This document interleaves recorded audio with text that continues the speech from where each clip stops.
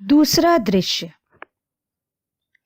दूसरे दिन प्रातः होते ही दयाराम जी के घर में मेहमानों के स्वागत के लिए विभिन्न प्रकार की तैयारियां प्रारंभ हो गई थीं।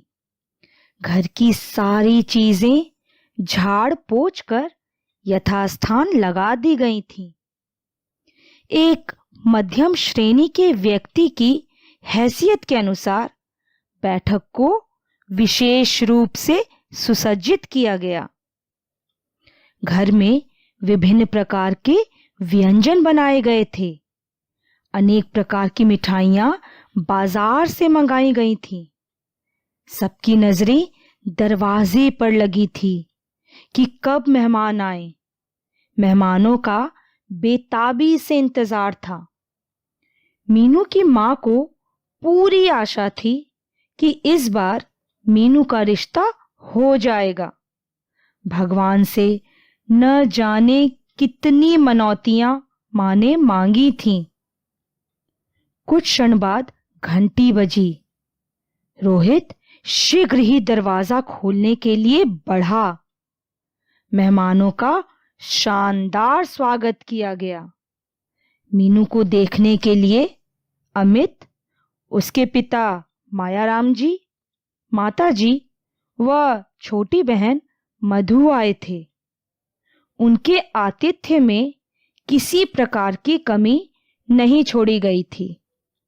परिवार के हर सदस्य के हृदय में नया जोश व उमंग थी, मानो उनके घर कोई देवता आ गए हों।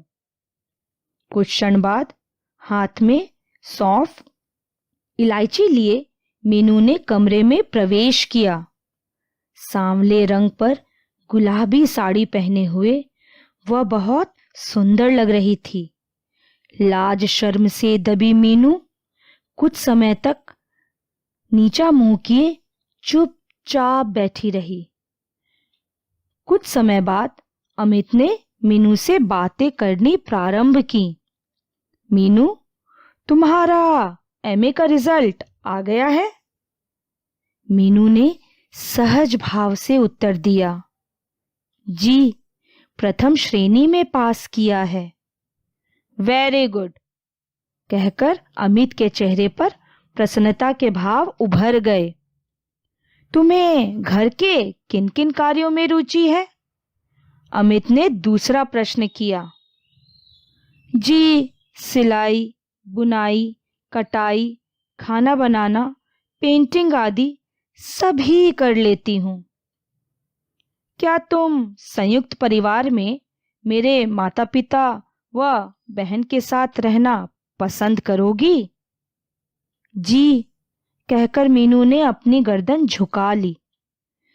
अमित की सबसे बड़ी इच्छा यही थी कि उसे ऐसी लड़की चाहिए जो उसके माता पिता के साथ ठीक तरह से रह सके, उनका आदर सत्कार कर सके। मीनू के हाँ कहने पर उसे बहुत प्रसन्नता हुई। जहां तक उसके रंग रूप का सवाल था, अमित के हृदय में उसका भोला चेहरा समा गया था। तभी मीनू की बहन आशा व भाई रोहित ने कमरे में प्रवेश किया। अमित के माता पिता भी कमरे में आ गए थे। आशा को देखकर सबकी नजरें उस सुंदर चेहरे की ओर जम गईं, जिसमें नव यौवन का निखार था। वैसे भी आशा रंग रूप में मीनू से कहीं ज्यादा अच्छी थी। अमित व उसके माता पिता ने आशा से प्रश्न किए। आशा हंस हंसकर सबका उत्तर देती रही। मीनू की मां को ये सब अच्छा नहीं लग रहा था। उन्हें इस बात का आभास था कि आशा मीनू से कहीं ज्यादा रूपवती है। जब लड़का लड़की को देखने आए तो यह समय एक परीक्षा का समय होता है। लड़की के हृदय में एक अंतर्द्वंद होता है कि वह इस परीक्षा में पास हो सकेगी या नहीं। मीनू इस परीक्षा में कई बार असफल हो चुकी थी, इसलिए उसके हृदय का अंतर्द्वंद और अधिक तीव्र हो गया था। इसी कारण उसके चेहरे पर और अधिक उदासीनता व घबराहट झलक रही थी। दूसरी ओर हंस हंसकर बातें करते समय आशा का सुंदर रूप और अधिक निखर आया था। तभी मां ने आशा को कमरे से बाहर बुलाया और कहा, आशा, तुम अंदर जाकर इस तरह से बातें क्यों कर रही हो? पर मां, इसमें क्या बात हो गई? उन्होंने मुझसे पूछा, मैंने उन्हें उत्तर दे दिया। क्या उनकी बातों का रोकर जवाब देती? आशा ने बचकानी हरकत करते हुए मां से कहा।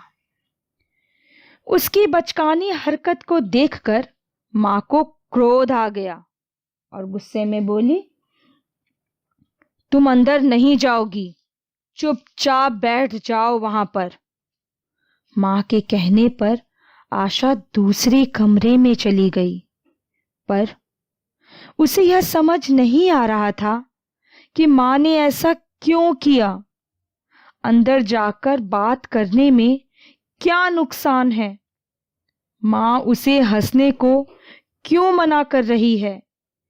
यही अंतर्द्वंद उसके कोमल नादान हृदय में बहुत देर तक चलता रहा।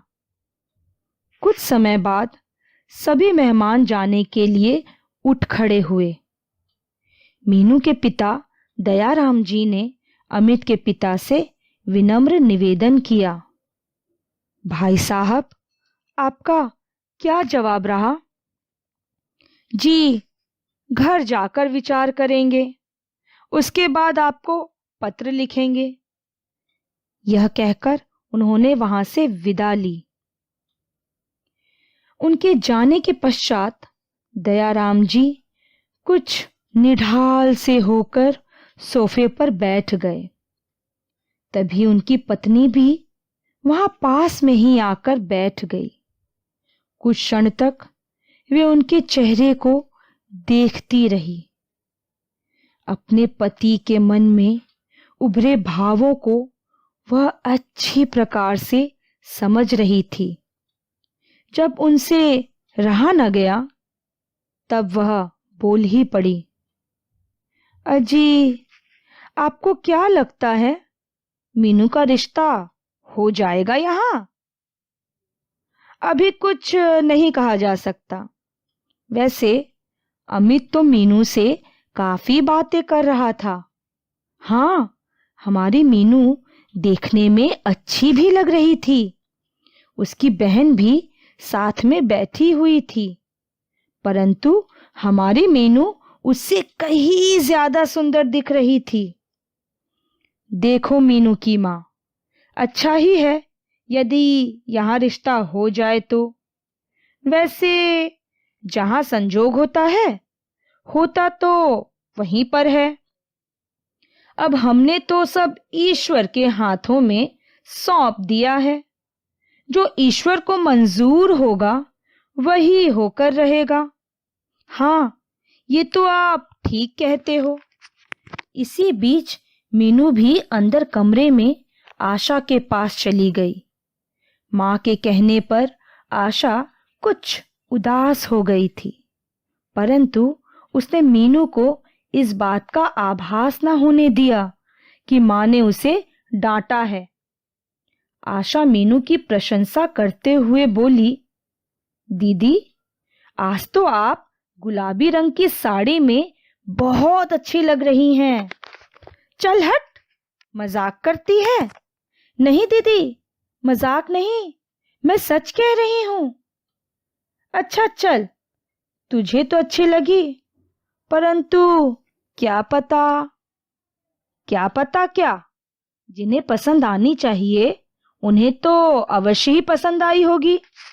देखो क्या होता है। कहकर मीनू अपनी साड़ी बदलने चली गई।